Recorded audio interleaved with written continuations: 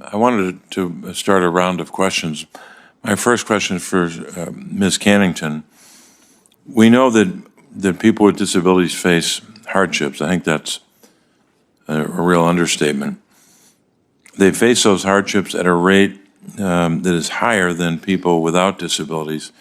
For example, they're twice as likely to live in poverty, to face a persistent wage gap, and to struggle to afford housing costs. We've got to do more to ensure that federal housing assistance programs are both, as we've said a number of times today, accessible and affordable for people with disabilities. I mentioned LIHTC, the Low-Income Housing Tax Credit. It's the nation's primary driver of new stock affordable housing. This is a good program. It's had bipartisan support for many, many years. LIHTC provides tax credits to developers who build new housing for low-income renters, but currently there's no requirement under the program as it exists today to build disability-friendly housing. It's just a gap in the program. The VITAL Act that I've introduced would add an accessibility standard for that tax credit program, ensuring that investment in building of new, affordable, and accessible housing is possible. So here's my question, Ms. Cannington. Are states meeting the needs of people with disabilities through the LIHTC program?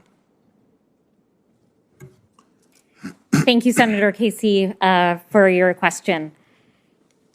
So as you spoke to, LIHTC is the primary driver of affordable housing. And through LIHTC, all states are allocated tax credits. And each state, through their qualified allocation plan, can decide where those tax credits can be prioritized. There are 28 states that completely, at the state level, also lack accessibility requirements. But then there are some states that are leading the way, that are adding both accessibility requirements and incentives. But the bottom line is that disabled people and older adults, no matter where they live in the country, should expect a standard of accessibility in the housing stock. Yes, friends. Inflation is continuing to ease in the United States, but some state officials are continuing to provide direct stimulus checks to millions of their residents. These batches are being funded with record budget surpluses. And for most people, you do not have to take action in order to claim this relief. My dearest friends, I'll be going over what you need to know. So please make sure that you watch until the end of this video. Also, tomorrow and every Friday, I will be announcing several winners for the Walmart gift card giveaway. My dear friends, if you would like to enter these weekly giveaways, please make sure that you click and like several of my videos and then comment below the keyword of each video that you watch. The more videos that you comment on, dearest friends, the greater your chances of winning the giveaways. Consumers are getting some relief from higher prices as core inflation continues to show signs of cooling. It is an encouraging sign for the U.S. economy. The Department of Labor's report showed the Consumer Price Index rose 0.2% in July, which is in line with expectations. Despite that slight uptick, economists say that is still good news for the economy and for consumers. This is the second month that core inflation has reached pre-crisis levels, but it remains clear that inflation is continuing to put pressures on millions of American households in efforts to further help residents financially. New Jersey residents who received anchor property tax rebates in the spring may see a second check later this year. Officials say that the rebate checks could arrive just days before the New Jersey's 120 legislative seats go up for election. Governor Phil Murphy, a Democrat, called the move welcome news for millions of residents, though his opponents criticize the timing as convenient. The state's Division of Taxation announced it began sending letters to more than 1.3 million taxpayers to confirm their addresses and banking information. Those whose information is unchanged from last year can expect to receive their anchor rebates by November 1st, 2023, which is just 6 days before the state's general election. The Anchor Property Tax Rebate Program provides homeowners with incomes of no more than $150,000 a $1,500 tax rebate paid through a check or deposited directly into their bank accounts. Homeowners earning between $150,000 and $250,000 a year will be eligible for a $1,000 rebate, while renters who earn up to $150,000 can receive a check that's worth $450. Legislation passed in June increases those awards by $250 for residents aged 65 and older.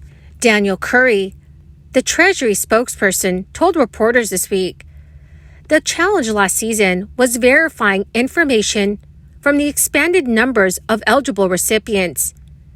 The state can now bypass this procedural hurdle for over 1.3 million of the 1.7 million people who received benefits last spring and whose mailing address and bank information have not changed. So applicants whose information has changed can update their information using an online portal before September 30th, 2023. Remember, not all applicants are guaranteed to receive their rebates before November 1st. The Division of Taxation will begin mailing applications next week, and residents have until December 29th, 2023 to file.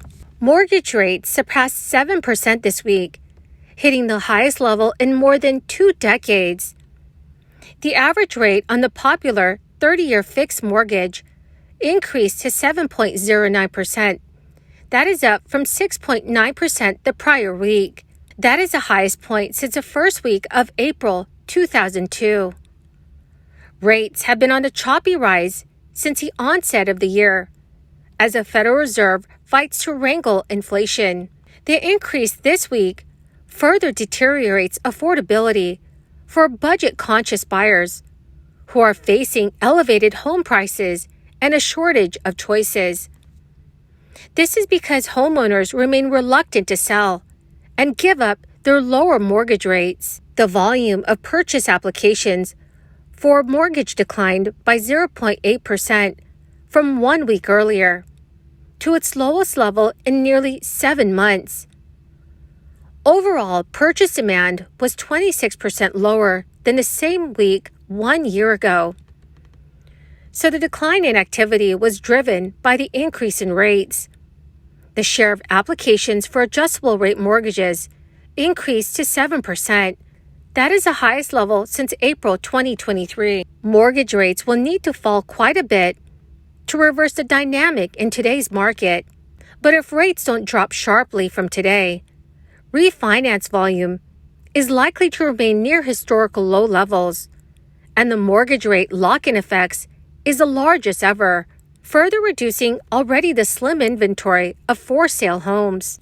While the available home inventory of unsold single-family homes increased by less than 1% to 492,000, that is still 10% fewer than last year. And experts say that the seasonal gain may mean that more potential buyers have called it quits. Well, my magnificent and most amazing friends, that is the end of my daily stimulus update video for this Thursday. My dear friends, tomorrow and every Friday, I will be announcing winners for the Walmart gift card giveaway. Please make sure that you enter these giveaways by clicking and liking several of my videos, and then comment below the keyword of each video that you watch. The more videos that you comment on, dearest friends, the greater your chances of winning the giveaways. Thank you and have a wonderful and very blessed week.